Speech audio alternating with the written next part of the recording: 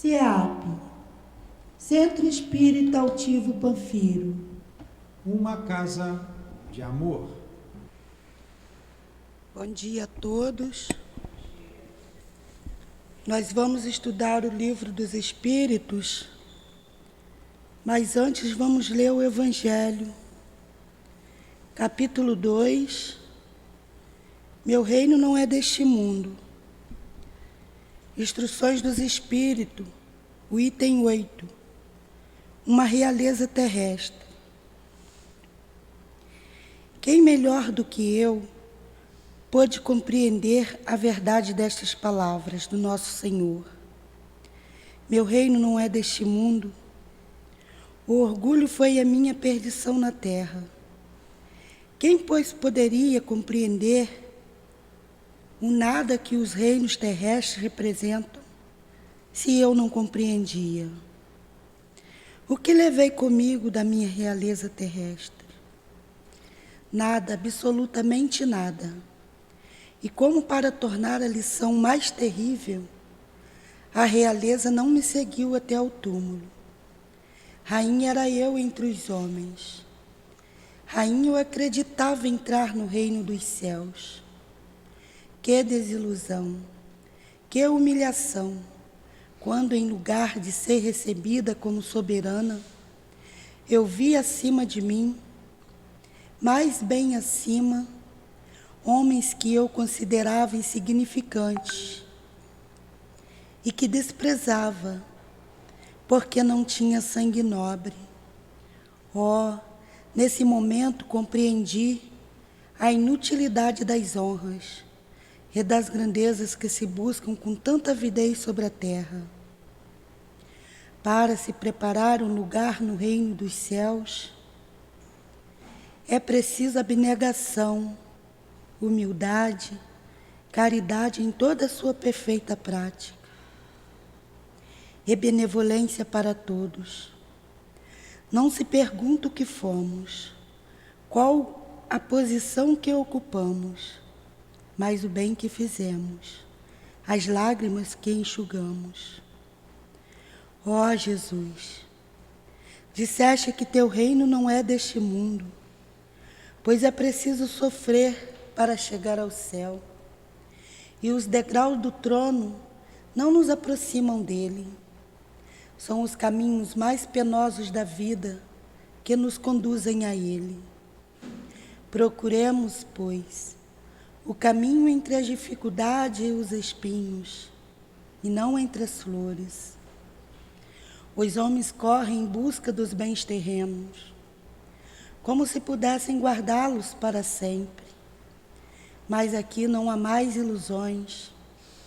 Eles logo se apercebem de que se apoderaram apenas de uma sombra e negligenciaram os únicos bens sólidos e duráveis, os únicos que lhes seriam proveitosos na morada celeste, os únicos que poderiam dar entrada a essa morada. Tenham piedade daqueles que não ganharam o reino dos céus e ajudem-nos com suas preces, porque a prece aproxima o homem do Altíssimo. É o traço de união entre o céu e a terra. Não esqueçam, uma rainha de França, 1863. Te pedimos, Jesus, pedimos a espiritualidade, guia dessa casa, ao Sou Altivo, a Dona Lourdinha, às irmãs queridas. Pedimos ao seu Eurípide, patrono desse estudo, que nos dê entendimento das palavras que aqui foi lida. Peço ajuda e espiritualidade. Peço ajuda, Jesus, por todos, que faça-nos entender. A todos, nós encarnados e os desencarnados, os ouvintes, peço em nome de Deus, iniciaremos o estudo no Livro dos Espíritos. Que assim seja, graças a Deus.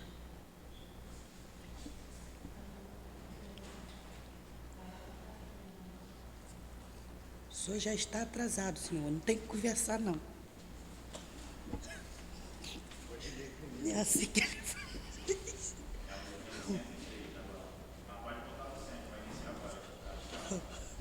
103. Escala espírita, né? Estamos estudando escala espírita. Então, que Jesus nos abençoe. É questão 100 que nós estamos. Vai iniciar 103, mas dá para voltar Não, para 100. vamos iniciar 103. A gente já viu a 100, a 101 e a 102. Vimos que esse assunto é importantíssimo para a gente compreender a lei da comunicação. A gente entender o mundo espiritual, como ele funciona. Você aqui na Terra, você divide as pessoas em classes sociais. Você tem o milionário, a família Rockefeller, por exemplo, manda no mundo, né? E outras famílias aí, uma meia dúzia de famílias. Você tem os ricos. Eu não sei o que é ser rico, nem sei o que é ser milionário. Você tem classe média alta, é isso mesmo ainda?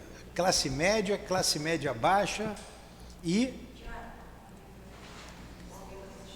o pobre. Então tem classe A, classe B, classe C, classe D, classe E. O fato que a gente divide a nossa sociedade pelo que ela tem, poder aquisitivo, mensura pela riqueza. Por exemplo, a Paulinha é classe A, né, Paulinha? Pela riqueza. No mundo espiritual, essa classificação, ela é intelecto moral. E no livro Obras Póstumas, Kardec fala das aristocracias. E ele diz que a aristocracia do futuro será a aristocracia intelecto moral. Aqueles que estarão à frente da nossa sociedade. Nós já tivemos a aristocracia da força, a aristocracia da hereditariedade, a aristocracia da riqueza, a aristocracia da intelectualidade. Hoje é a cabeça. Não adianta você ter muito e não ter cabeça, senão você perde tudo. A inteligência, a intelecto. E a do futuro é intelecto moral. Então, na nossa sociedade, a gente divide por posição social, pelo dinheiro. Na Índia tem as castas, né? Ponto. No mundo espiritual também há uma divisão, só que essa divisão não é pelo dinheiro. O dinheiro não vale nada do lado de lá. Você não vai comprar nada. Lá é aristocracia, não. Lá a sociedade é dividida em classes de acordo com a inteligência e a moralidade. Principalmente a moralidade. Se você usar a inteligência sem moralidade, por exemplo, Oppenheimer desenvolveu no projeto Mahatma a bomba atômica. Então você alia uma coisa a outra. É assim que ele dividiu, até para a gente saber com quem nós estamos lidando. Então quem é o guia da nossa casa? É o altivo. Como nós podemos classificar o altivo? Nós temos que fazer isso. Como que eu vou classificá-lo? É um espírito imperfeito? É um espírito bom? É um espírito puro? Então, pelas características dele, como que eu vou classificar o Chico? Como que eu vou classificar os guias da nossa casa? Pelo que eles falam, pelo trabalho deles. E alguns desses, o Dr. Bezerra, a gente viu o trabalho deles aqui na Terra. Então, por exemplo, a gente tem como classificá-lo como bons espíritos. O desejo do bem faz parte deles. Eles estão mais voltados para o lado moral do que o lado material, né? Os valores espirituais sobrepujam os valores materiais. Mas você tem espíritos desencarnados que estão muito ligados ainda às paixões terrenas. E de acordo com o que ele fala com você, você vai dizer, esse espírito ainda é um espírito bastante inferiorizado. Esse espírito está fazendo força para melhorar. Esse espírito já é um espírito bom.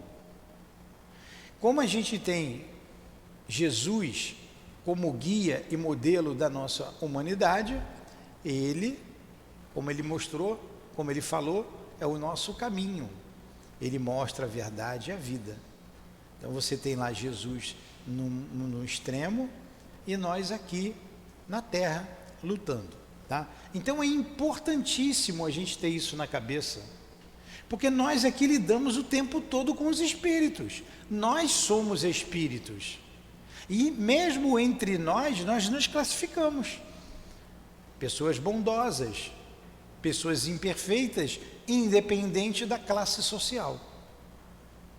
Entendeu? Entendeu? Tudo azul por aí? Tudo azul, né? Então vamos lá. Aí nós paramos na 103. Então nós vimos que os bons espíritos, que os espíritos imperfeitos, nós lemos na 102, a gente pode repetir a 102, para a gente entrar nas classes. Então Kardec dividiu em 3 ordens os espíritos. A terceira ordem, os espíritos imperfeitos. A segunda ordem, os bons espíritos. E a primeira ordem, espíritos puros. Não tem nenhuma influência da matéria nos espíritos puros. E nessas 3 ordens, nas 2 primeiras, tem algumas classes. Na terceira ordem dos espíritos imperfeitos, 5 classes. Na quarta, na dos bons espíritos, 4 classes. E nos espíritos puros, classe única. Então vamos lá. Vamos lembrar aqui o espírito imperfeito. E até a gente se classifica nela. Vamos lá, Dilane. São inclinados a 102. Desculpe, 102 já é a classe. Décima Vamos na classe. 101.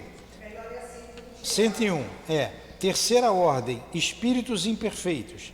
Características gerais. Predominância da matéria sobre o espírito. Propensão para o mal. Ignorância, orgulho, egoísmo e todas as más paixões que lhes são consequentes. Olha só. Então, na terceira ordem de espíritos imperfeitos, a predominância da matéria sobre o espírito. Nós mesmos encarnados damos mais valor ao que é da matéria do que é do espírito. Você pega um Chico, vamos pegar o nosso querido irmão Francisco Cândido Xavier. Ele valorizava mais as coisas da alma ou mais as coisas da matéria?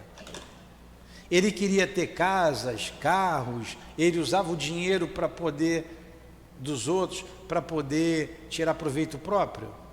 Não. Diz que ele ganhou um Fusca lá uma vez. Ele, muito obrigado. Foi numa fábrica de macarrão e trocou por macarrão. Teve macarrão por um mês para fazer lá para o povão para comer. Esse era o Chico.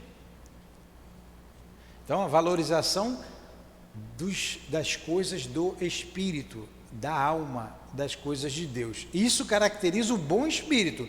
O espírito imperfeito, não, ao contrário. Preponderância da matéria sobre o espírito.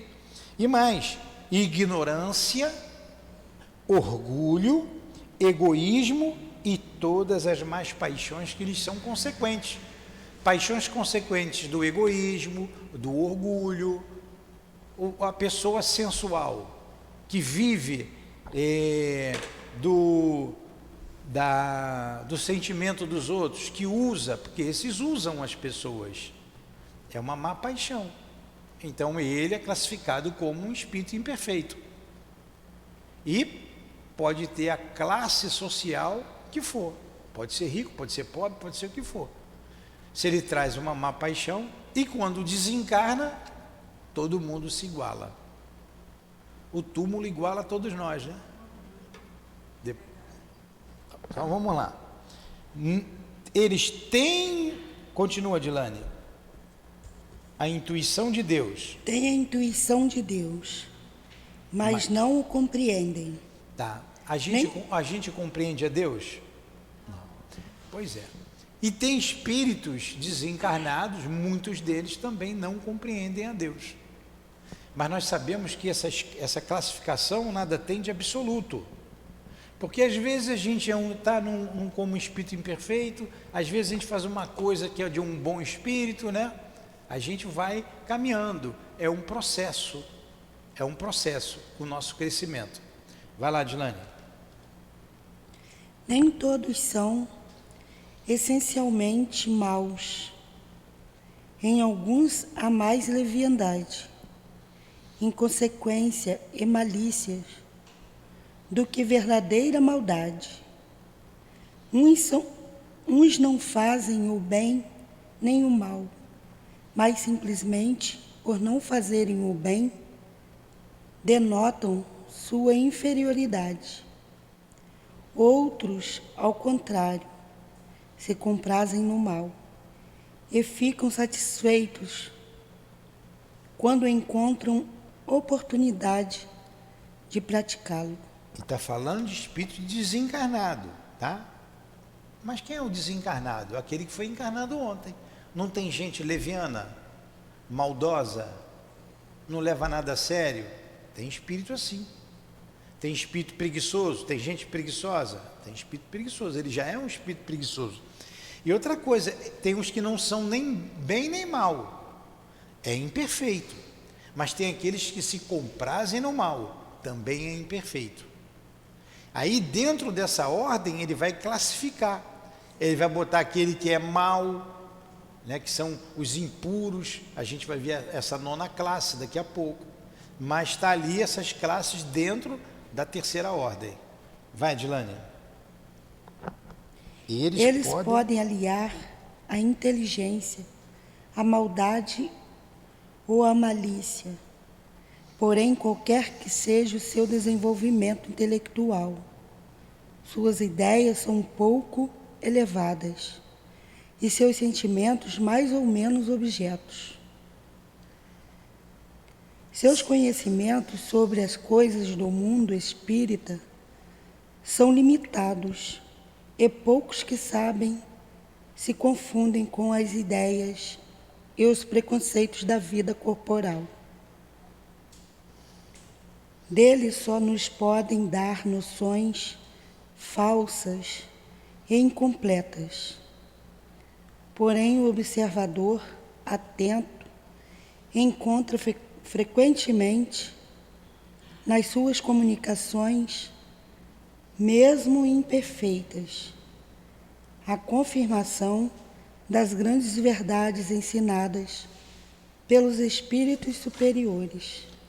Olha só, e que ele falou aqui, esses espíritos sabem muito menos do que a gente, muitas vezes. Não é porque é espírito que sabe tudo. Nós até enfatizamos isso semana passada. Você vai ali numa adivinha, consultar o espírito, que espírito que está lá? Está deixando a mulher ganhar dinheiro, ou o homem ganhar dinheiro nas costas desse espírito. E o espírito muitas vezes sabe muito menos do que você. E você vai dizer assim, o espírito falou. Que espírito que falou? Quem é esse espírito? Continua. O espírito diz que vai fazer de tudo para trazer o marido da outra para você, para desmanchar aquele casamento e trazer para você. Não é isso que acontece lá? Alguém já foi pedir isso aí, Paulinha? Não, né? Aí o espírito diz que vai fazer. Que espírito é esse? É um espírito bom? Aí, ó, já está aparecendo, tá vendo? Mas eu nunca fui. Ah, tá. Tinha vontade, mas nunca foi. Vamos lá, continua. Eles veem não. Seu caráter se revela através de sua linguagem. Todos os espíritos que em suas comunicações traem um mau pensamento pode ser classificado na terceira ordem. Por conseguinte, todo mau pensamento que nos é sugerido vem de um espírito dessa ordem. Se o espírito vai desmanchar o casamento da outra para trazer o marido dela para você, ou trazer a mulher do outro para você, ele está traindo o mau pensamento. Isso aí é um espírito da terceira ordem, é um espírito imperfeito. E aqui está dizendo claramente o que nós somos, porque a gente ainda pensa o tempo todo mal, na maioria das vezes. Pois é. Por isso é que nós estamos nessa ordem aqui, porque a gente não age, mas pensa. Mas tem mais coisas que vão nos caracterizar. Ó, eles veem a felicidade dos bons e esta visão é para eles um tormento incessante, porque experimentam todas as angústias que a inveja, o ciúme pode produzir. Você já teve inveja? Ciúmes? Sim. Então, a gente tem vergonha de dizer que teve inveja. Então, quando você tem inveja, você tem ciúme, você está sendo classificado como espírito imperfeito. Eu já me peguei com inveja. Agora, mais velho, né, a gente vai se trabalhando mais. E quando eu me peguei, eu falei, poxa, eu estou com inveja. Que coisa feia. É essa, Nilton? Sim. Que bonitinho. Isso é muito bom saber. É o sentimento. Mas você tem que ver a tua realidade. Você não pode camuflar. Então, eu tenho inveja. Eu tive inveja da Conceição. Caraca! Agora, se eu não parar para me reconhecer, para mim vai ser normal eu ter inveja, eu ter ciúmes, vai ser normal. E isso não é uma atitude de um bom espírito. Então você tem que reconhecer, poxa, eu fiz uma falcatrua, eu levei vantagem. Numa transação qualquer, seja lá em que for. Né? No imposto de renda, quantos não fazem? Então, quando você faz uma falcatrua, quando você tem inveja, quando você tem ciúme, mas você tem que reconhecer, tá bom, eu fiz tudo isso. E agora? Eu traí, eu matei, eu roubei, eu tive inveja, eu tive ciúme. Estou falando o Nilton José. Tá. Agora eu compreendi a doutrina espírita, o que eu estou fazendo aqui. Me arrependi de tudo que eu fiz. É o primeiro passo. A gente vai ver lá na frente, o arrependimento. Aí eu vou reparar. Eu posso começar a reparar. Eu roubei. Vou começar a comprar leite para o SEAP. Vou dar sem intenção de que estou pagando, mas porque o meu problema é com a lei. Eu traí, eu vou ajudar as pessoas a serem corretas, eu vou ensinar, eu vou ajudar as crianças. Eu matei, eu vou dar passe. Paulo de Tarso não fez tudo isso? A gente... Mas você está falando, na verdade, encarnado. Sim. E quando eu desencarnar essas coisas? Vai ter que encarnar para reparar. Tá?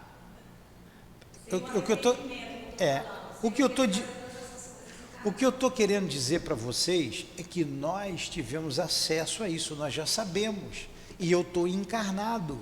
E o único lugar que você repara é no corpo físico.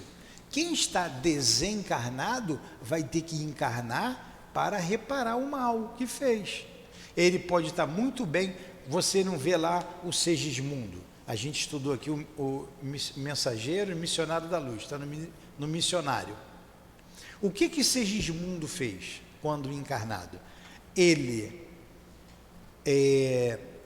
pegou para pegar a mulher do outro, ele matou o marido da moça, ele acabou não ficando com a moça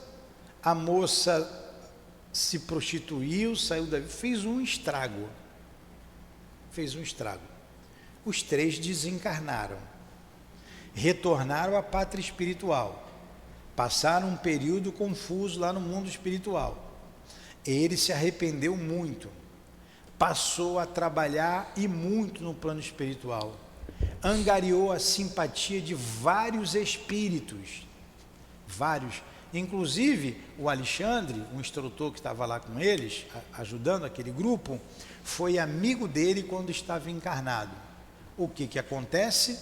Os três se reúnem no plano espiritual, há ali o perdão entre eles, e o que eles combinam? Olha, de novo vai voltar o casal, que eu desmanchei a vida, né, que é o Adelino e a... Como é o nome da moça? Acho que é Raquel, né? Raquel. Retorna o Adelino e a Raquel, e o Segismundo vem como filho. E como ele feriu de morte no coração o que vai ser o pai dele, ele vem com um probleminha no coração que ele vai desencarnar do coração. Agora, ele se arrependeu, ele trabalhou, mas ele teve que voltar para reparar o mal que ele fez aqui na Terra. Certo? Agora, a gente vai ver isso lá na frente, eu vou repetir isso, quando chegar lá nas questões do arrependimento, da expiação, da reparação, lá nas penas e gozos futuros. É lá no final do livro. Mas o que eu enfatizo é, somos espíritos imperfeitos? Ah, eu sou, muito bem, obrigado, eu sou imperfeito mesmo, eu sou assim mesmo, eu sou assim, você sempre é assim. Pois é. Se eu, então, eu estou tendo conhecimento, eu estou reencarnado, meus erros do passado, desta vida, dá tempo de reparar. Paulinha nunca fez nada para ninguém, está aí com as crianças. Aí vinha no centro, nunca nem passava na porta do centro, ela desviava a calçada. Agora vem segunda, terça, quarta, quinta, sexta, quer arrombar a porta do céu, né? Então a gente repara, trabalhando. Ah, mas eu roubei a Dilane já morreu, ela não está mais aqui. Meu problema não é com a Dilane me perdoou, foi embora, mas quem roubou fui eu. Aí eu vou ter que devolver a lei de Deus. A lei de Deus. O meu problema é com a lei de Deus, não é com a Dilane. Entendeu? Fala. Não, quando eu cheguei no passe de cura, na quarta, aí ela me atendeu, né? Ela, você não devia estar aqui, você devia estar trabalhando, menina. Não sei se ela lembra. Agora, Sim, porque você tem um monte de fluido, de energia. aí ela falou assim, né? Eu fiquei sem graça. Eu falei, não, mas eu estou com mais dores e tal, não sei. Então, eu falei para ela. Ela, não, você tem que chegar cedo para trabalhar. Aí eu já tenho que ir para o passe de cura. Não tem que ir para o passe de cura, não. Com a Frontaíra, aquele dia eu fui numa outra parte. Aí você ia, poxa, você tem que estar ali, menina, no salão para trabalhar. Então vamos lá. Conservam a lembrança. Vai, Edilane. Conservam a lembrança e a percepção dos sofrimentos da vida corporal. E esta impressão é, muitas vezes, mais penosa que a realidade. Sofrem, portanto, verdadeiramente pelos males que suportaram e por aqueles que fizeram os outros suportar.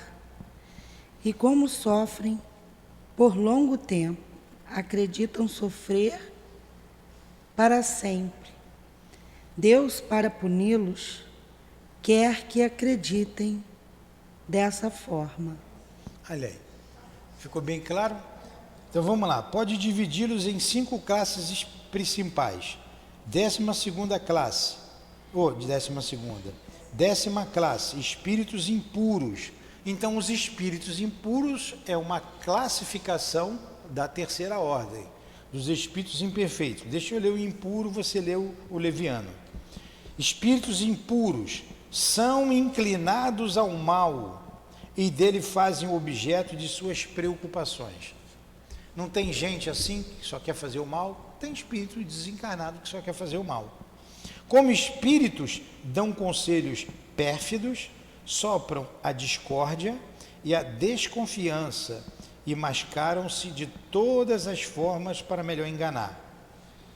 Ligam-se aos caracteres fracos e o bastante para cederem às suas sugestões, a fim de impedi-los a sua perda, satisfeitos por poder retardar seu adiantamento, fazendo-os sucumbir nas provas que experimentam. Nas manifestações, reconhecemos-los por sua linguagem.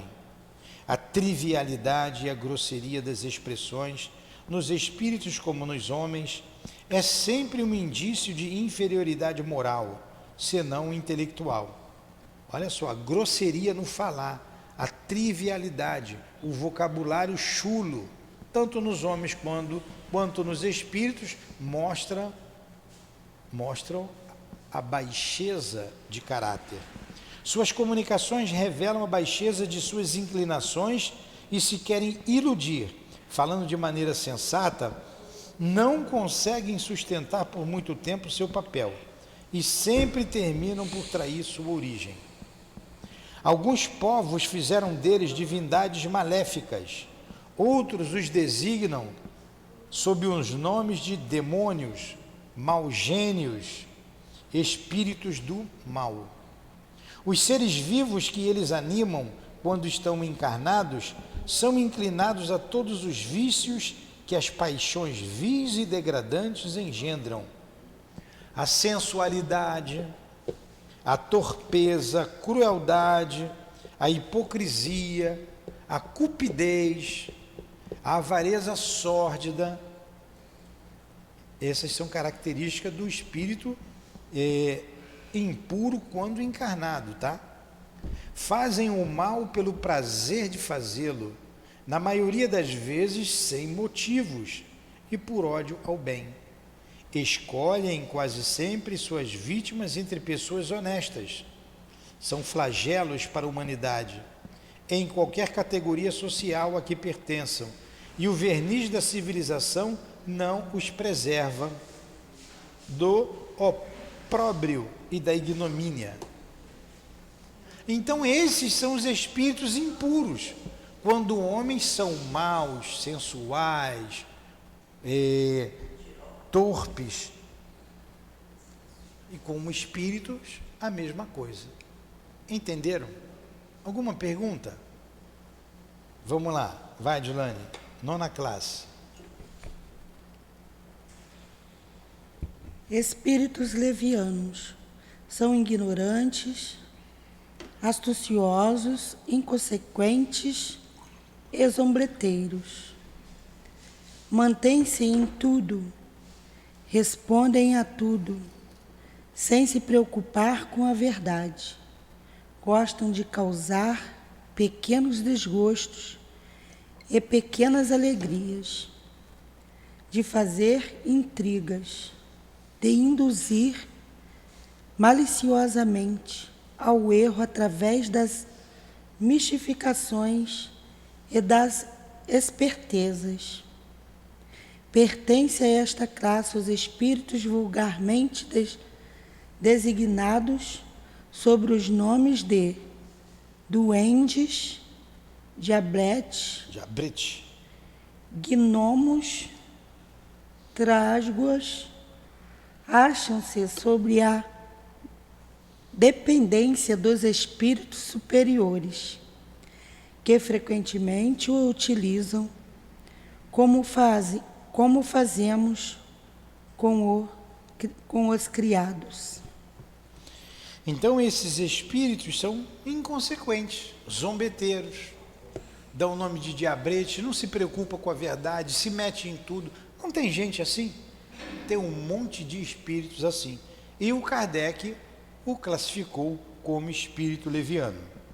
Nas suas comunicações com os homens, sua linguagem é algumas vezes espiritual e graciosa, porém quase sempre sem profundidade.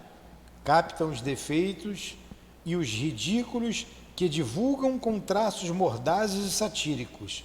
Se tomam nomes supostos, é mais frequentemente por malícia do que por maldade. Então eles vão e dizem, aqui quem está falando é Santo Agostinho, para impressionar, e não é. Aqui quem está falando é o Dr. Bezerra, mas a sua maneira de falar o trai. Entenderam isso? Você está entendendo? Está entendendo? Vou explicar como eu já sempre expliquei. Você não está vendo o espírito, mas se tiver umas pessoas conversando ali fora, ali do lado, e você botar o ouvido, dependendo da conversa, você não vai classificar aquelas pessoas. Se elas estivessem falando palavrões, falando mal da vida alheia, você dizer, pô, que gente fofoqueira, mal educada. Se tivesse um grupo ali do lado de fora, vocês escutassem, estivesse falando da casa espírita, elogiando, falando de Deus, vocês são pessoas religiosas, são pessoas bondosas. Então você não precisa ver, você lê uma carta e você analisa o conteúdo da carta, você vai dizer, essa pessoa é uma pessoa bondosa, inteligente, culta. Não, essa pessoa não sabe escrever, é uma pessoa humilde, mas não é má. Poxa, essa pessoa escreve muito bem, mas ela é maliciosa, não é? Você lê, você classifica, você não precisa nem ver a pessoa. É isso que ele está dizendo aqui. Esses espíritos têm esse comportamento. Que tipo de pensamento vem na minha cabeça? Não influenciam os espíritos de nossas vidas? Então, dependendo do pensamento que toda hora vem na minha cabeça, eu estou sendo influenciado por um espírito bom ou um espírito mau. Se for um espírito imperfeito, pode ser um leviano, pode ser um impuro. Então eu vou analisar que pensamento vem na minha cabeça para eu saber quem é que está me assessorando. Olha como isso é importante. E se vir pensamento ruim, acende a luz vermelha. Opa, tem alguém querendo me pegar. Não é? Vamos lá, próxima, Adilane. Nas suas comunicações... Não, aqui embaixo, 8ª classe. Espíritos pseudos sábios. Pseudo é falso, falso sábio. Seus conhecimentos são bastante extensos, porém acreditam saber mais do que realmente sabem. Tendo realizado alguns progressos sobre diversos pontos de vista, a linguagem deles possui um caráter sério, que pode enganar sobre suas capacidades e suas luzes. Mas, em geral, isto não passa de um reflexo dos preconceitos e das ideias sistemáticas da vida terrestre. É uma mistura de algumas verdades a erros, os mais absurdos, por entre os quais manifestam-se a presunção, o orgulho, o ciúme e a teimosia, de que não puderam despojar-se. Esses são os pseudos sábios, é o metido a saber tudo, fala de tudo, mas nem sempre está com a razão. Se irrita quando é contra ele,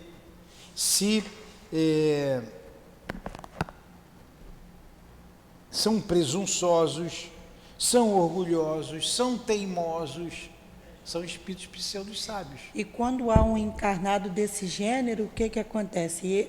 Esses espíritos ficam perto deles, Sim, né? Sim. Você está pegando o espírito da coisa, é isso aí. É isso aí que eu vou falar de novo já já. 7ª classe, espíritos neutros. Não são nem bastante bons para fazer o bem, nem bastante mal para fazer o mal. Pendem tanto para um quanto para o outro, e não se elevam acima da condição comum da humanidade, tanto pelo moral quanto pela inteligência. Apegam-se às coisas deste mundo, de cujas alegrias grosseiras sentem saudades. Esses são os neutros, não são bons, nem são maus. Façam mal para... Uns ainda dizem assim, não façam mal para ninguém. Está sempre na dele. Mas às vezes tem uma oportunidade de levar vantagem em alguma coisa, faz uma maldadezinha ali. Às vezes até dá uma ajudinha a alguém. Então naquela ali são os mornos. Mornos, né? São os mornos. E a última classe, que é a classe dos espíritos batedores e perturbadores, aqueles que dão pancadas, perturbam em casa, são espíritos imperfeitos. Quem são esses espíritos, Adilane? Oi? Adilane, presta atenção. 6ª classe, espíritos batedores e perturbadores. O senhor não ia explicar o Vambora, já 8ª expliquei. classe? Estes espíritos... Esses espíritos propriamente falando, não formam uma classe distinta, em vista de suas qualidades pessoais. podem pertencer a todas as classes da terceira ordem. Com frequência, manifestam sua presença através de efeitos sensíveis e físicos, tais como as pancadas, o movimento e o deslocamento anormal dos corpos sólidos, agitação do ar e etc. Parecem mais do que os outros presos à matéria do globo, preso à matéria, parecem ser os agentes principais das vicissitudes dos elementos do globo, quer hajam sobre o ar, a água, o fogo, os corpos duros, ou nas entranhas da terra. Reconhece-se que esses fenômenos não são devidos a uma causa fortuita e física, quando possuem um caráter intencional e inteligente. Todos os espíritos podem produzir estes fenômenos, mas os espíritos elevados os deixam, geralmente como atribuições dos espíritos subalternos, aptos para as coisas materiais do que para as questões intelectuais. Quando julgam que manifestações deste gênero são úteis, servem-se destes espíritos como auxiliares. Então, quem são os espíritos batedores e perturbadores? São esses que se manifestam através de pancadas, de ruídos. Eles também atuam nos fenômenos da natureza, estão sempre sobre as ordens de espíritos elevados. Quando é para chamar a atenção de alguém, os espíritos elevados os faz fazer isso, ou segurei o espirro, o fazem fazer esses barulhos. E eles pertencem a todas as classes da terceira ordem. Pode ser um espírito impuro, pode ser um espírito pseudo-sábio, pode ser um espírito neutro, que ele vai fazer o movimento dos objetos, barulho no ar, mexer com pedras, enfim. Então vamos lá, de novo. Na verdade, nós fazemos parte desses espíritos imperfeitos. Sim. E temos todas essas diferenças. Ciúme, inveja, não compreendemos ainda Deus, mas a gente também já faz coisas boas, a gente trabalha no bem, a gente luta. Por isso que Kardec disse que nada tem de absoluto. Então vamos ver de novo a importância da gente saber disso para as nossas vidas, para a minha vida. Qual é a importância de saber a minha vida? Primeiro, eu preciso todo dia olhar para dentro de mim, eu preciso me conhecer, eu preciso fazer uma meditação. Tem vários tipos de meditação, não é só para meditar, a meditação também faz parte. Eu preciso me autoconhecer, eu preciso me olhar, saber quem eu sou. Então, no final do dia, Santo Agostinho nos orienta, está lá no 916 ou 911, não sei, a gente vai chegar lá, nessa questão.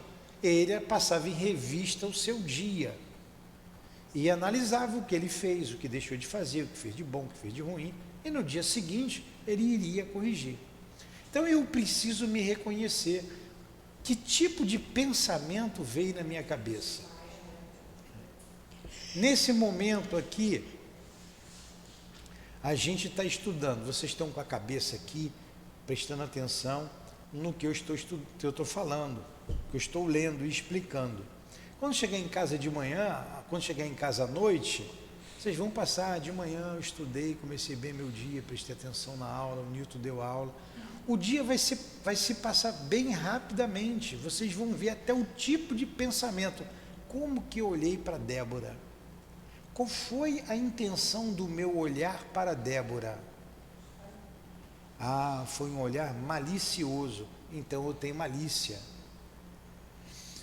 Eu me irritei com a... Não é com a Elza que eu me irritei. Eu me irritei com a Dilane. Com a Dilane, que é o que me mais irrita toda hora. faz. Então eu vou me analisando, envolvendo, se eu tive influência externa, se aquilo brotou de mim ou se veio até mim. Se brotou da minha cabeça ou se veio até mim, não importa. Eu vou me mostrar quem eu sou com aquela atitude. E assim eu vou me corrigindo. Eu estou vendo que espíritos estão me secundando. Eu passei o dia irritadíssimo, o dia inteiro, tudo me irritava. O que aconteceu comigo? Que tipo de espírito então estava me assessorando ali para eu ser tão irritadíssimo, ficar com raiva de tudo? Eu tenho que pensar nessas coisas, eu tenho que analisar. Só assim eu vou melhorar. Só assim eu vou melhorar. Vai fazendo os ajustes do nosso caráter. É isso mesmo. Porque se eu ler e analisar de fora, é mais uma historinha que eu estou lendo. E eu estou lendo o livro dos espíritos. Eu sou um espírito. Então a gente está lendo a nossa vida. Eu, com certeza, todos nós, com certeza, nos classificamos aqui em alguma dessas classes dos espíritos imperfeitos. Né? Então eu preciso melhorar. Eu vou buscar essa melhora. Mas primeiro se analisando, né? Sim, você tem que analisar. Se você não reconhece aquilo, nem vai mudar. Nem aquilo que você reconhece que você tem. Pois é. Agora vamos para a segunda ordem. Segunda ordem, os bons espíritos. É melhor deixar para a semana que vem, né? Mas só a primeira frase, ó. Predominância do espírito sobre a matéria, desejo do bem. No anterior, no espírito imperfeito, era predominância da matéria sobre o espírito, desejo do mal, propensão ao mal. Agora, espíritos bons, segunda ordem, predominância do espírito sobre a matéria, desejo do bem. Suas qualidades e seu poder para fazer o bem estão na razão do grau que atingiram. Uns possuem a ciência, outros a sabedoria e a bondade. Os mais adiantados reúnem o saber, as qualidades morais. Não estando ainda completamente desmaterializados, conservam mais ou menos, conforme sua categoria, os traços da existência corporal, quer na forma da linguagem, quer nos seus hábitos onde se encontram, até algumas de suas manias. De outro modo, seriam espíritos perfeitos.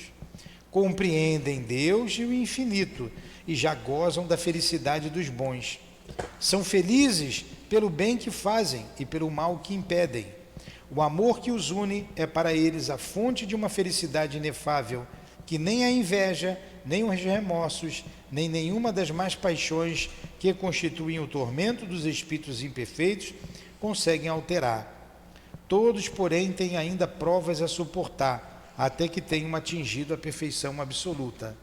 Como espíritos, suscitam bons pensamentos, desviam os homens de um caminho do mal, protegem na vida os que disto se tornam dignos e neutralizam a influência dos espíritos imperfeitos sobre aqueles que não se comprazem em sofrê-la.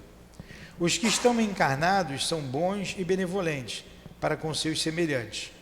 Não são movidos pelo orgulho, nem pelo egoísmo, nem pela ambição. Não experimentam ódio, nem rancor, nem inveja, nem ciúme, e fazem o bem pelo bem. A esta ordem pertencem os espíritos designados nas crenças populares como bons gênios, gênios protetores, espíritos do bem. Nos tempos de superstição e ignorância, tomaram-nos por divindades benfazejas. Esses são os bons espíritos. Semana que vem a gente explica isso direitinho. Entenderam então? É o desejo do bem que os caracterizam. Ele fala que predominância na maior parte do dia da vida do espírito, ele está ali com essas ideias, Trabalho do bem. essas intenções. Vamos fazer a nossa prece? Vamos, Adilane. Vamos, Sonildo.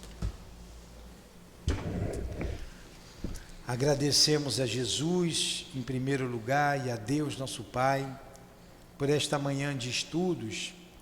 Agradecemos a Allan Kardec e aos espíritos guias da humanidade que nos trouxeram esse livro, essas orientações que são fundamentais para o nosso equilíbrio e, em consequência, para a nossa felicidade.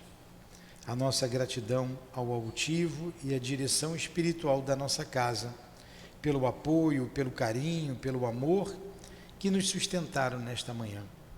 Em nome desses espíritos guias que dirige o SEAP, o nosso altivo, em nome de Eurípides de Bassanufo, o patrono desse estudo, em nome do amor, do nosso amor, em nome do teu amor, Jesus, mas acima de tudo, em nome do amor de Deus, que encerramos os estudos da manhã de hoje em torno do Livro dos Espíritos. Que assim seja.